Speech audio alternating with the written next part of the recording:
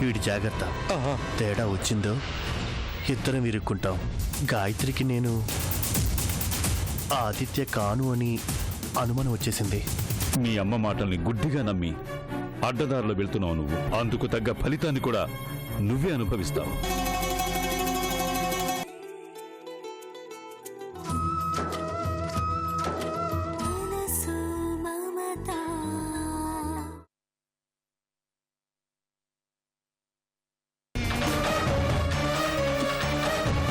ఏంటిది? నేను చూస్తున్నది నిజమేనా? బావ సౌందర్యతో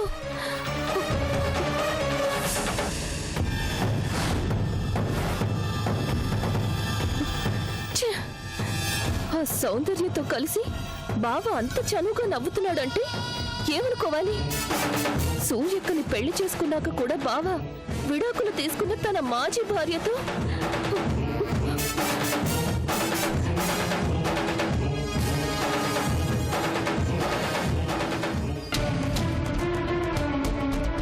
అన్ని తెలిసి కూడా బావ ఆ నాగుపావు లాంటి సౌందర్యకి తన దగ్గర ఉద్యోగాన్ని ఎలా ఇచ్చాడు?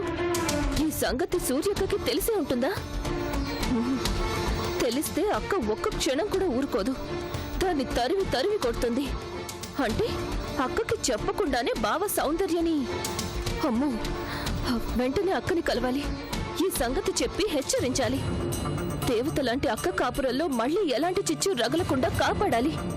ఎప్పుడో కాదు, ఇప్పుడే. ఆటో,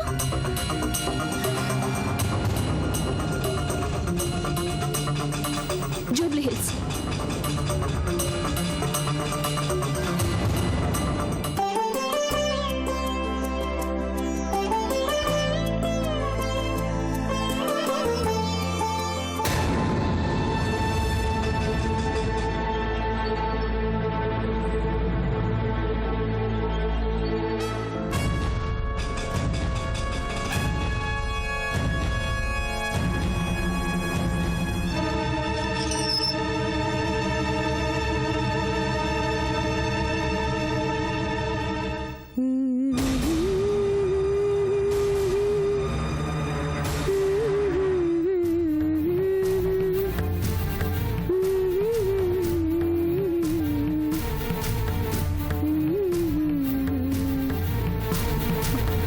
అక్క,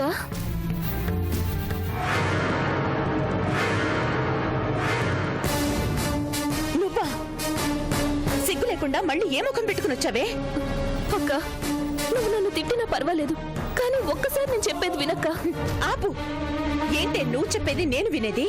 ఒకే రక్తం పంచుకుని పుట్టకపోయినా చిన్నప్పటి నుంచి కలిసి పెరిగామనే అభిమానంతో నిన్ను నా ఇంట్లో పెట్టుకుని కాలేజీలో చేర్పిస్తే నా కాపురంలోనే చిచ్చు పెట్టాలని చూసావు కదే ముద్రష్ట ముఖం దానా. ఇంత జరిగాక నువ్వు ఏం చెప్పినా నేను ఎలా నమ్ముతాననుకున్నావే? అక్క ప్లీజ్, నేను తప్పే చేశాను. మా అమ్మ మాటలు విని నీకు ద్రోహమే చేశాను.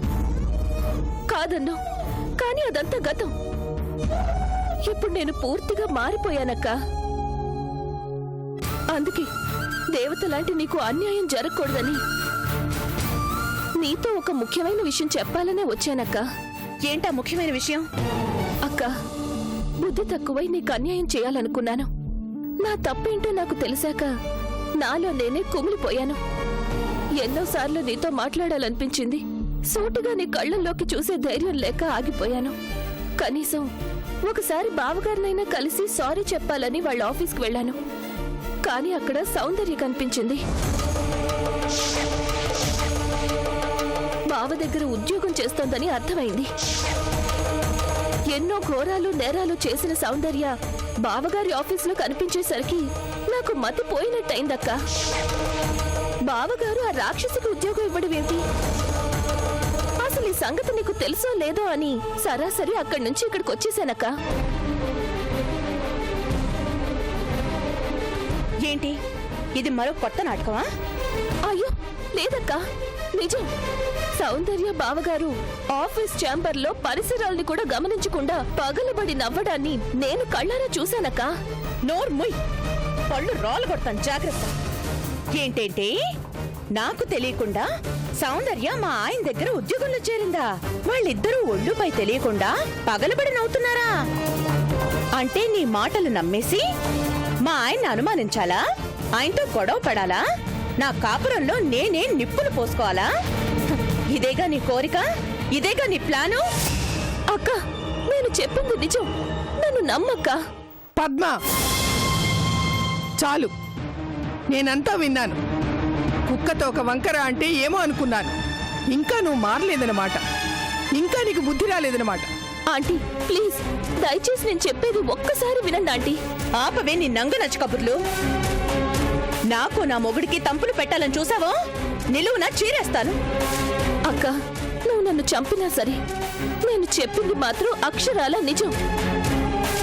సౌందర్య బావగారి ఆఫీస్లోనే పనిచేస్తోందక్క. చాలే, నీ మాటలు నమ్మడానికి మేమేమైనా పిచ్చోళ్ళం అనుకుంటున్నావా? అయ్యో, నీకెలా చెప్పాలి? బావ ప్రమాదంలో ఉన్నాడు ఆంటీ. ఇప్పుడు కాపాడుకోలేకపోతే ఆ తర్వాత మీరే బాధపడాల్సి వస్తుంది. అలాంటి బాధలు పడకూడదంటే నీ మాటలు మేము నమ్మాలి, అంతేనా? ఛీ, ఏం బ్రతుకులే మీవి. అడుగడుగునా దగ, అడుగడుగునా మోసం. నోరు తెరిస్తే అబద్ధాలు. ఆంటీ, కొడుకు మీద గుడ్డి నమ్మకంతో మీ కళ్ళు మూసుకుపోయాయా? ఏయ్, ఎంత పొగరే నీకు? అత్తయ్య గారిని ఎదిరించి మాట్లాడతావా? మా ఆయన మీదే అబండాలు వేస్తావా? పెద్ద శ్రేయోభిలాషిలాగా వచ్చి అవాకులు చవాకులు పేల్తావా? మాకే తెలియకుండా సౌందర్యకి ఆయన ఉద్యోగాన్ని ఇచ్చాడు అని కట్టుకథలు అల్లి ప్రశాంతంగా ఉన్న మా జీవితాల్లో తుఫాన్లను సృష్టించాలనుకుంటున్నావా? నీలాంటి దగులుబాజీ దానికి మాటలతో కాదే చేతులతోనే ఇవ్వాలి జవాబు. నడవే బయటికి. అక్క, అదిగో బావని కళ్ళు ముందే ఉన్నాడు, అడుగు. ఆ సౌందర్య బావ దగ్గర ఉద్యోగం చేస్తోందా లేదో అడుగక్క. విన్నారా అండి? మళ్ళీ ఈ దయ్యం ఎలాంటి చెత్త నాటకాలు మొదలుపెట్టిందో. నాకు మీ అమ్మగారికి కూడా చెప్పకుండా ఆ సౌందర్యకి మీరు ఉద్యోగం ఇచ్చారట. ఆ మాటల్ని మేము నమ్మాలట. ఏంటి సౌందర్య? నాన్సెన్స్. అది ఆ రాక్షసి నా దగ్గర పనిచేయడం ఏంటి? విన్నావా మా ఆయన ఏమన్నారో? ఇప్పుడే ఉంటావే? సూర్య, ఇంకా అబద్ధాల కోరుతో మాట్లాడి వెళ్ళమను, బయటికి వెళ్ళమను. నడవే, పో, నడు. అక్క, బావ చెప్పేది పచ్చి అబద్ధం. చంపుతాను. ఎందుకులే పోనీ నేను ఊరుకుంటుంటే నట్టింట్లో నిలబడి ఆయన అబద్ధం చెప్పారంటావా? అక్క, నన్ను కొట్టినా చంపినా నేను చెప్పేది మాత్రం నిజం. మళ్ళీ అదే కూత. పద, ముందు నడు బయటికి. అక్క ప్లీజ్, నడు. అక్క ప్లీజ్ అక్క.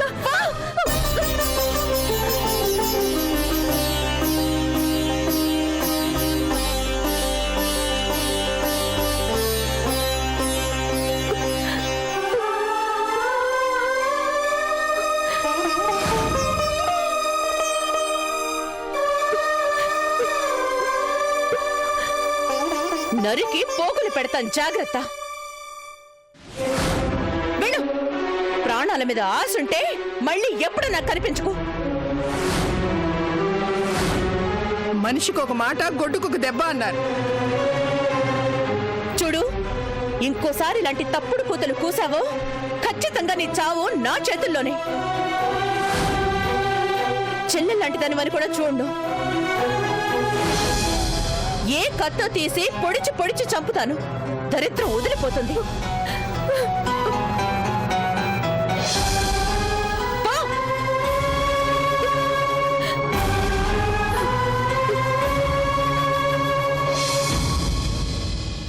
దిక్కుమాలిన జన్మని. ఇలాంటి వాళ్ళని ఆ దేవుడు ఎందుకు పుట్టిస్తాడో ఏమిటో. ఎందుకేంటత్తయ్యా? కొంపలు ముంచడానికి, కాపురాల్ని కూల్చడానికి, పచ్చటి బతుకుల్లో చిచ్చు రేపడానికి. ఛీ!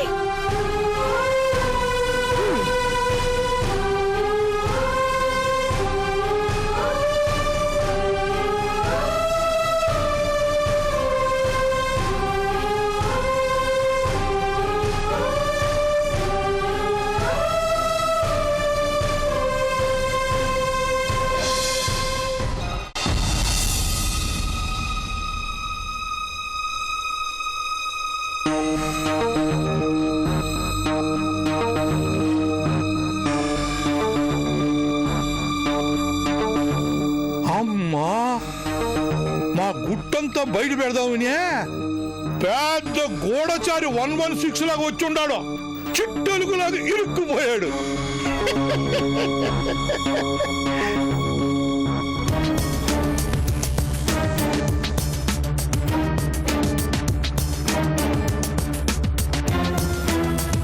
అమ్మా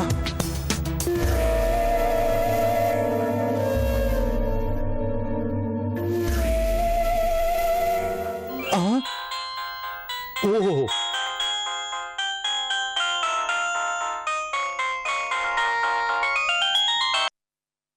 హలో ఎవరు? నేనే. ఊరి అబ్బే నీ గురించి ఇప్పుడే అనుకుంటున్నారా? నిజంగా నీకు 100 ఏళ్ళు. సర్లే కానీ ఎలా ఉంది? అబ్బో అబ్బో అబ్బో ఎంత శ్రద్ధలో నీకు. నాకేందిరా బేషుగ్గా ఉన్నాను. నాన్న, నేను ఎలా ఉంది అని అడిగింది నీ గురించి కాదు, ఆ కళ్యాణ్ గారి గురించి. ఓహో అట్టనా? వాడికేమిరా నిక్షేపంలా ఉన్నాడు. జాగ్రత్త, వాడు తప్పించుకుంటే మన ఇద్దరికీ ప్రమాదం. మాట్లాడుకో మరి. నేను ఇంట్లో కాపలాగా ఉండగా వాడు తప్పించుకోవడమా జరగని పనే. సరే ఉంటాను. ఏంట్రా ఇప్పుడేగా ఫోన్ చేసిందే, అప్పుడే పెట్టేస్తానంటావేంది? కాసేపు మాట్లాడు. ఏం మాట్లాడాలి? అదిరా ఆ కోట్ల ఆస్తి సంగతే. ఏం చేశా? మన చేతికి ఎప్పుడు వస్తుంది? నాన్న, పగటి కళ్ళలు కంటూ కూర్చుంటే పనులు జరగవు. దేనికైనా టైం రావాలి. మాట్లాడుకో మరి. ఆ టైమే ఎప్పుడు వస్తుంది అని. వచ్చినప్పుడు వస్తుంది.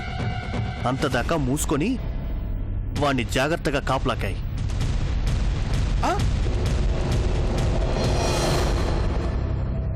వీడి కోపం ముక్కు మీదే ఉంటది. అనుభవం తక్కువ, ఆవేశం ఎక్కువ. కోటీశ్వరుడైన ఆ ఆదిత్యగా ఎట్లా నిగ్గుకొస్తాడో ఏమో.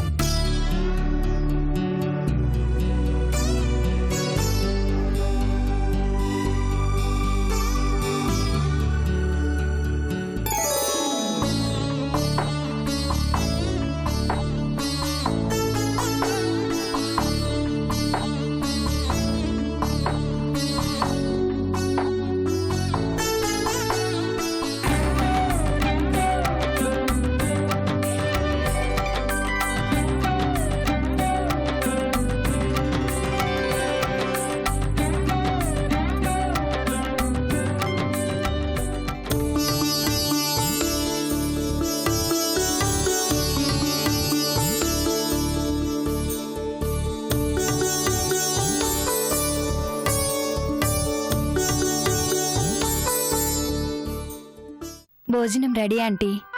చెయ్యమన్నానా? ఈ పనులన్నీ చేయడానికేనా నిన్ను ఇంట్లో పెట్టుకుంది? అది కాదంటీ. ఏం కాదు? భోజనం రెడీ అట రెడీ. ఏ నేనొచ్చి చేసుకోలేననుకున్నావా? ఏమంటీ, రోజు మీరు వండి పెడుతుంటే తింటున్నాను. ఒక్క పూట నా చేత్తో వండి పెట్టకూడదా?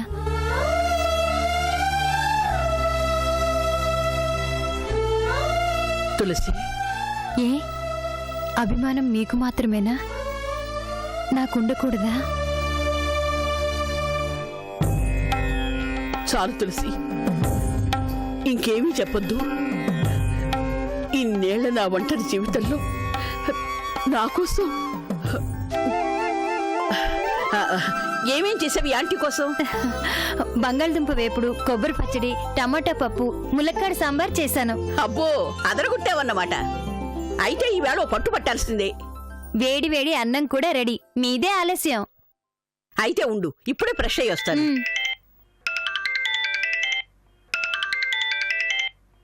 హలో రెడ్డమ్మా. నేనే మేడం, చెప్పండి. రెడ్డమ్మా, ఆదిత్య ఆచూకీ తెలుసుకోవడానికి వెళ్లిన కళ్యాణ్ ఇంతవరకు రాలేదు. కనీసం ఫోన్ కూడా చేయలేదు. కళ్యాణ్ మొబైల్కి నేను ఎన్నిసార్లు కాల్ చేసినా రెస్పాన్స్ లేదు. ఒకవేళ కళ్యాణ్కి ఆ దుర్మార్గులు ఏదైనా ప్రమాదాన్ని తలపెట్టారేమోనని. అలాంటిదేం జరగదు, మీరు కంగారు పడకండి. రెడ్డమ్మా, నా బాధ నీకు అర్థం కావడం లేదు. కళ్యాణ్ ఆఖరిసారిగా ఆ రామ్దాస్ ఇంటి దగ్గరలో నుంచే నాకు ఫోన్ చేశాడు. ఆదిత్యని ఫాలో చేస్తే అన్ని నిజాలు బయటకొస్తాయని ప్రమాదం అని తెలిసి కూడా రిస్క్ చేయటానికే సిద్ధపడ్డాడు. ఇప్పుడు ఇన్ని గంటలు గడిచాక కూడా కళ్యాణ్ నుంచి రెస్పాన్స్ లేదంటే నాకెందుకో భయంగా ఉంది. మీ మాటలను బట్టి ఆలోచిస్తే ఆ రామదాస్ ఇంటి దగ్గరే ఏదో జరుగుండాలి. అవును రెడ్డమ్మా, ఒక పోలీస్ ఆఫీసర్గా నువ్వే కళ్యాణ్ని కాపాడాలి. మేడం, మీరేం భయపడకండి. నేనిప్పుడే బయలుదేరతాను. ఆ రామదాస్ ఇంటి దగ్గర నుంచే నా ఇన్వెస్టిగేషన్ మొదలు పెడతాను. డాక్టర్ కళ్యాణ్ ఆచూకీ తెలుసుకున్న తర్వాతే మళ్ళీ మీకు కాల్ చేస్తాను. ఆంటీ, ఏం జరిగింది? తెలీదమ్మా, కానీ నీకు ట్రీట్మెంట్ ఇచ్చిన ఆ డాక్టర్ ఖచ్చితంగా ప్రమాదంలో ఉన్నాడు అని మాత్రం చెప్పగలను. అంటే డాక్టర్ కళ్యాణ్ని ఆ దుర్మార్గులే ఏదో చేస్తుంటారు. ఆ మిస్టరీని ఛేదించడానికే నేను ఇప్పుడు బయలుదేరుతున్నాను. ఆంటీ, మరి భోజనం? డ్యూటీ ఫస్ట్, ఆ తర్వాతే ఏదైనా. నువ్వు జాగ్రత్తగా తలపేసుకో.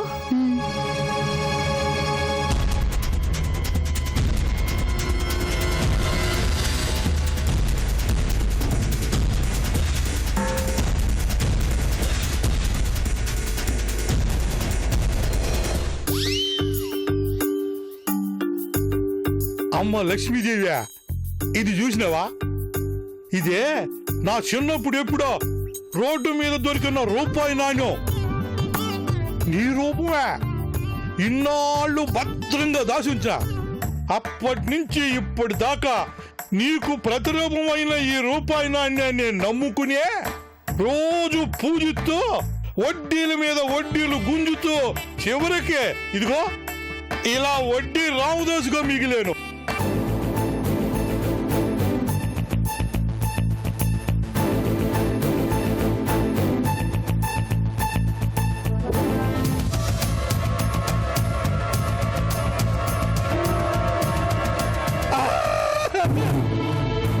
కిషోరా,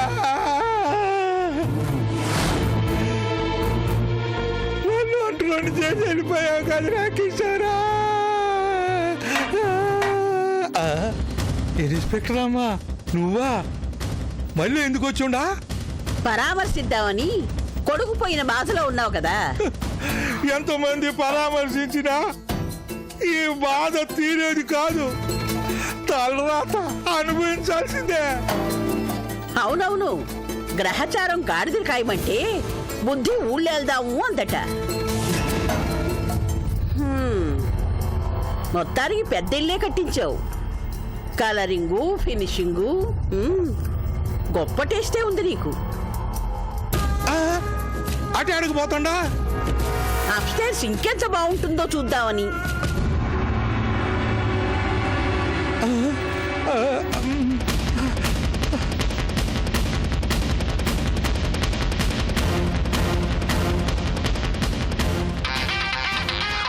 hello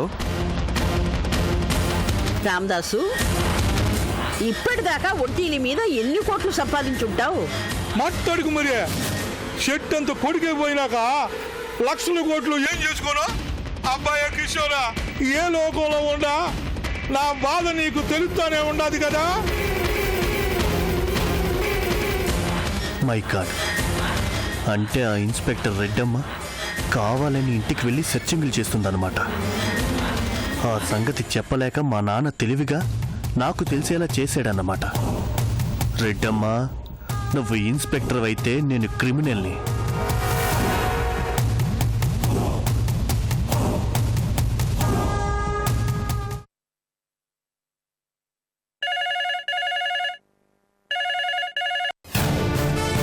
hello, police commissioner Ranganath here.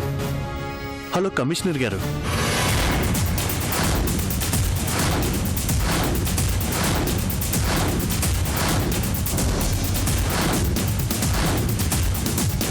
అలాగే, నేను చూసుకుంటాను. ఇంత పెద్ద ఇంట్లో నువ్వు ఒక్కడివేనా ఉండేది? ఏం చేస్తాను? మొన్నటి దాకా నా కొడుకు ఉండేవాడు, ఇప్పుడు నేను ఒక్కడే. పుత్ర శోకం నీ మొహంలోనే కనిపిస్తుంది. ప్రాప్తం లేదనుకోవాలి, తప్పదు.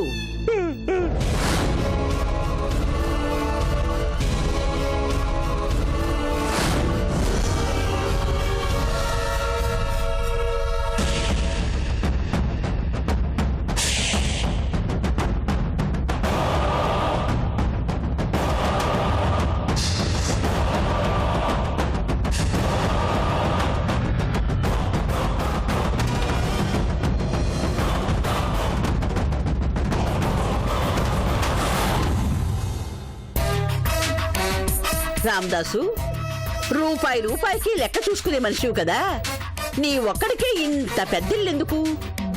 ఎవరికైనా అద్దెకిచ్చావనుకో కనీసం నెలకు 25,000 అయినా అద్దొస్తుంది కదా. ఏంది వచ్చేదే?